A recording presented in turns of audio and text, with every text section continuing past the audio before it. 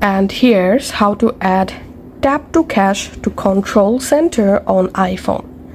First of all, make sure you have installed the wallet app on your iPhone.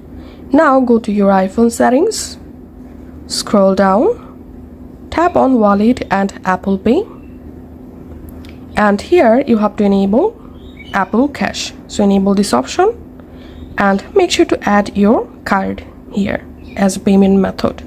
Now open your lock screen, open your control center, long press on an empty area, tap on add a control. In the search controls box, type here